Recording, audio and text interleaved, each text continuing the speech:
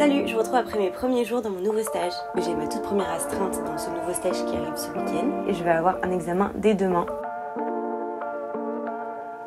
Vous l'aurez sûrement remarqué au décor floral, on est le 1er mai. Qui dit 1er mai quand on est interne en médecine dit changement de stage le lendemain. Puisque si vous ne le saviez pas, quand on est interne, on change de stage tous les 6 mois et les changements se font donc le 2 novembre et le 2 mai.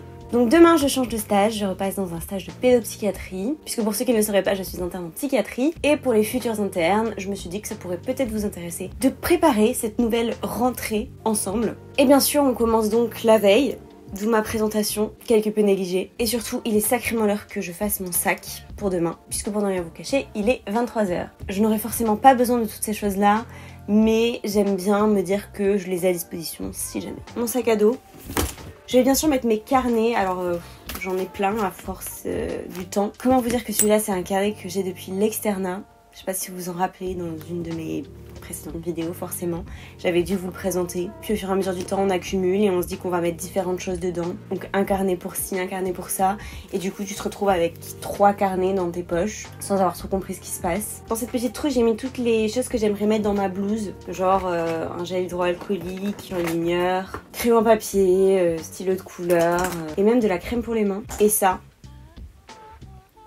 très utile. Alors là vous êtes vraiment très ancien sur cette chaîne si vous reconnaissez ça.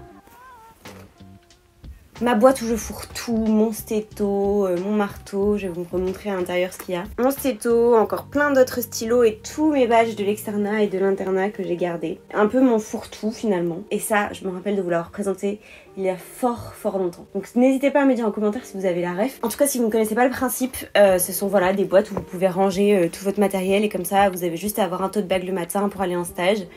Et perso, ça me facilitait la vie, donc si vous êtes même juste à l'externat ou que vous avez encore des ED de sémio, je sais pas si c'est toujours le cas, je trouve que c'est super pratique d'avoir ce genre de petite boîte et ça s'achète un peu n'importe où, hein. Moi je l'avais commandé sur Amazon, c'est pas forcément très bien, mais en tout cas sachez que c'est possible d'en trouver facilement. Je vous avoue que je l'utilise encore pour quand je suis surtout de garde, mais que au quotidien, c'est pas ce qui m'est le plus utile. Bon, écoutez, mon sac est donc fin prêt. Je vais vous laisser là pour ce soir et je vous ferai un nouveau débrief demain après mon premier jour de stage. Bon, c'est pas vraiment mon premier jour de stage puisque j'en suis à mon 4e semestre, donc je commence à connaître un petit peu les changements, mais c'est toujours compliqué. Tout recommencer à zéro, on sait jamais trop à quoi s'attendre. Forcément, ça crée un peu de stress. Et je me suis dit que ça serait bien de peut-être partager ça avec vous et que vous puissiez aussi en discuter dans les commentaires et me dire comment vous vivez les changements de stage.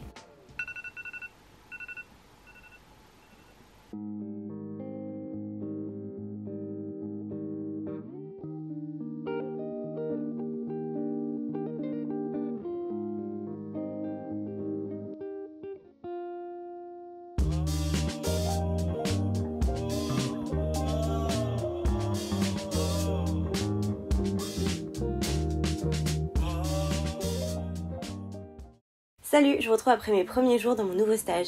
Bon, du coup, comme je vous le disais, c'est toujours un petit peu compliqué de s'adapter, je trouve, quand on change de stage. On découvre une nouvelle équipe, des nouveaux locaux, des nouvelles pratiques et une nouvelle organisation. Surtout qu'en plus je change complètement de terrain de stage vu qu'avant j'étais en psychiatrie de l'adulte et là je suis en pédopsychiatrie. Globalement ça reste un service d'hospitalisation donc c'est assez similaire avec ce que j'ai l'habitude entre tout ce qui est papier de sortie, CRH et tout ça. Mais c'est vrai que chaque service a ses propres pratiques donc forcément il faut tout réapprendre et c'est assez déstabilisant je trouve. Vous me direz vous ce que vous en pensez dans les commentaires.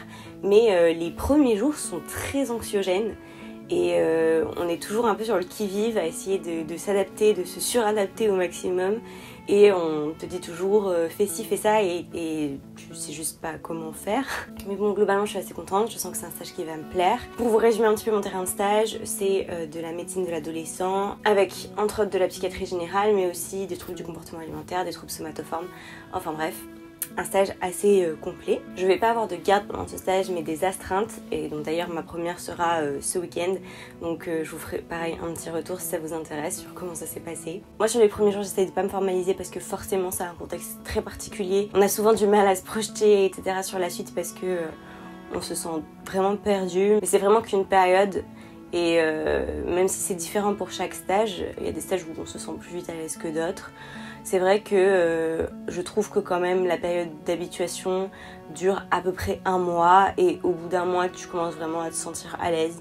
Je sais pas vous ce que vous en pensez. En tout cas, voilà, n'ayez pas peur si ça va être bientôt votre premier stage. C'est vrai que c'est dur au début, mais on finit toujours par s'adapter.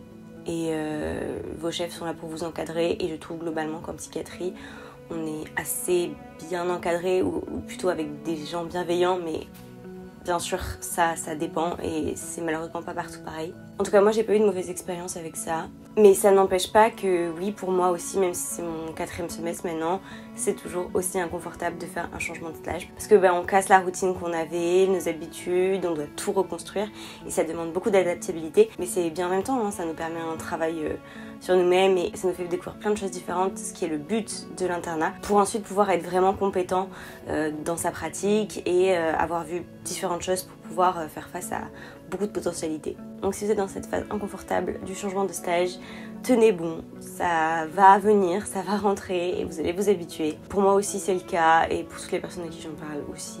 Donc voilà, je vous tiens au jus sur les prochains jours, sur comment ça évolue, mon astreinte et tout ça. Et je vous laisse donc pour aujourd'hui.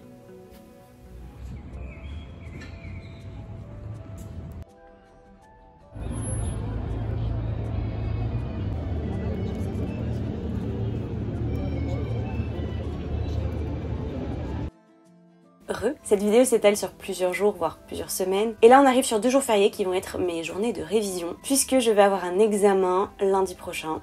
Ça va dépendre des spé de l'internat de chacun, mais en psychiatrie, en tout cas à Paris, et je pense que c'est en psychiatrie de manière générale, on a un examen à la fin de la phase socle. Avant, la phase socle durait que 1 an, et maintenant la phase socle dure 2 ans. Je vous avais fait un récapitulatif des études de l'internat de psychiatrie. Je vous laisserai aller la voir si vous voulez comprendre un peu mieux tout ce que je raconte ici. En tout cas, ça y est, on arrive au moment fatidique où je vais devoir passer cet examen de phase socle. Bon, il n'y a pas trop de pression non plus parce que en soi c'est surtout une formalité et si on passe pas à l'écrit, on a un oral de rattrapage et globalement ça se passe plutôt bien pour tout le monde. Mais j'avoue que si je pouvais éviter l'oral de rattrapage, ça m'arrangerait bien.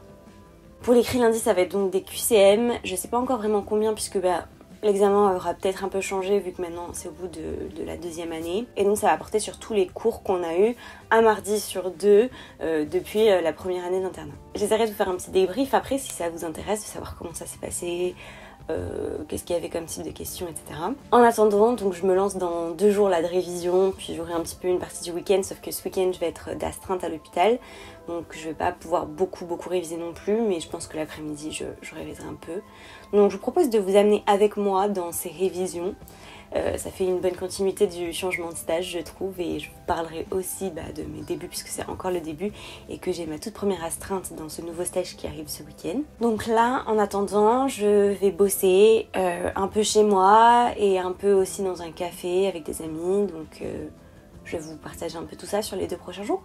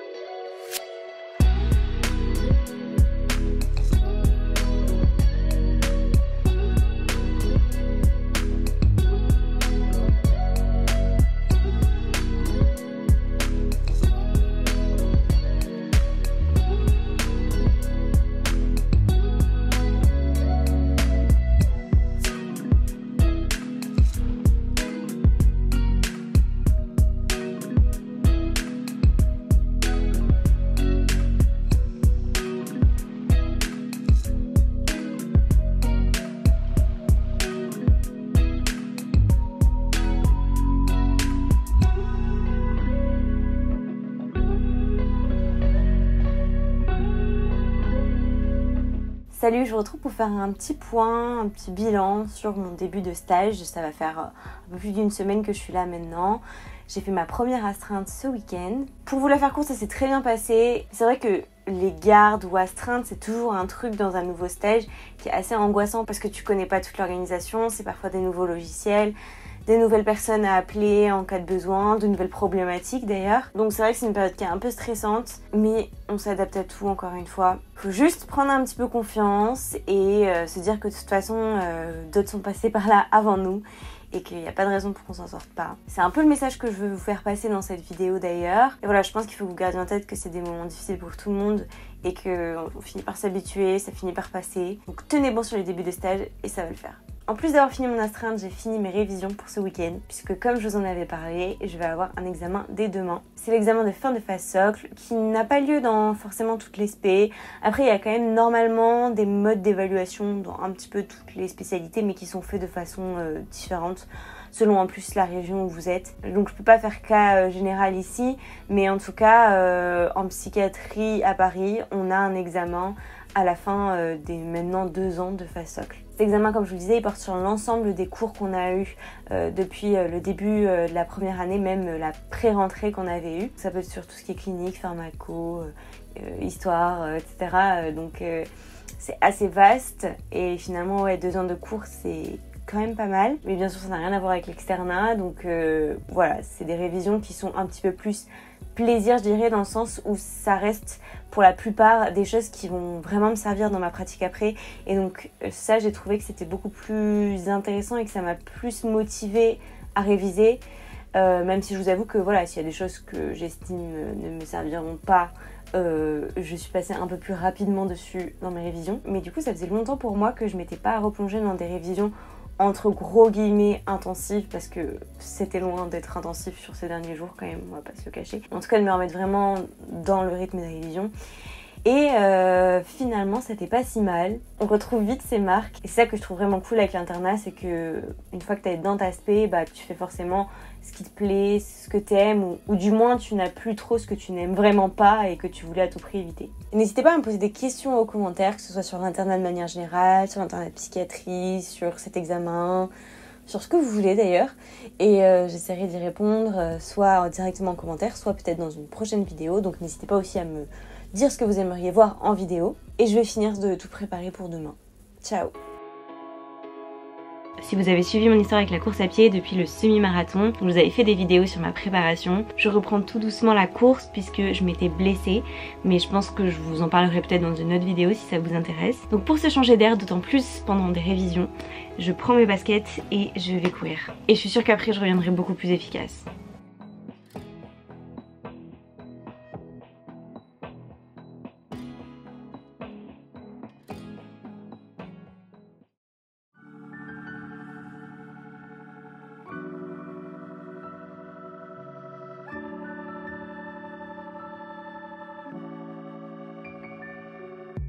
Je vous retrouve dans cette fin de vidéo pour faire une petite conclusion. Donc comme vous l'avez vu, j'ai changé de stage. Je suis passée un peu par toutes les émotions. Ce mois de mai était aussi assez chargé puisque j'ai passé aussi mes examens de fin de phase socle. Et d'ailleurs, entre-temps, j'ai eu la réponse et finalement, j'ai validé ces partiels. Je n'aurais pas à passer mes rattrapages oraux, donc ça c'est plutôt une très bonne nouvelle. Au total, c'était une trentaine à peu près de QCM et sur des notions très variées, comme je vous avais dit, qui reprenaient un peu tout ce qu'on a vu depuis le début de l'internat. C'était pas simple pour autant, mais on va dire faisable. Et de toute façon, voilà, il y a des rattrapages, je sais jamais. En tout cas, assez validé, donc un soulagement de plus. Pour en revenir sur mon stage, globalement, je dirais que le début se passe bien. Voilà, c'est toujours compliqué d'arriver à s'adapter, mais ça se fait progressivement. Là, j'arrive au terme de mon premier mois de stage. Et comme je vous le disais, je trouve que c'est vraiment le moment où on devient vraiment plus confiant et on commence à comprendre un peu comment tout fonctionne. Bien sûr, il reste encore plein d'inconnus, mais ça s'apprend progressivement tout au long du semestre. Et même jusqu'à la fin, on découvre toujours des nouvelles choses en termes de fonctionnement ou quoi. Après, dans tous les cas, forcément, il faut repartir un peu de zéro parce que parfois, c'est des pathologies très différentes de ce qu'on avait l'habitude de faire avant. Donc voilà, si vous êtes dans ce cas-là, que vous êtes peut-être néo-interne et que vous allez commencer à la prochaine rentrée des internes, il y a une période d'adaptation qui peut paraître un peu longue au début, mais en réalité, au bout d'un mois, on arrive vraiment à être plus autonome et ça passe beaucoup plus vite. Donc accrochez-vous. Tout va bien se passer. Racontez-moi d'ailleurs dans les commentaires comment s'est passé votre arrivée dans votre nouveau stage, quelles sont vos appréhensions pour ceux qui vont commencer l'internat bientôt. Et n'hésitez pas à me dire surtout ce que vous avez pensé de cette vidéo. Est-ce que vous aimeriez avoir plus de contenu de ce type-là pour suivre un peu mon quotidien d'interne, puisque là c'est vrai que je vous ai montré ce mois de mai vu que c'était assez chargé pour moi, mais n'hésitez pas à me dire si éventuellement il y a d'autres périodes ou points clés dans l'internat qui vous intéresseraient que je vous documente et pour lesquels vous souhaiteriez avoir mon retour d'expérience. N'hésitez pas à me dire tout ça en commentaire, et sinon moi je vous dis à très bientôt dans une prochaine vidéo. Bye!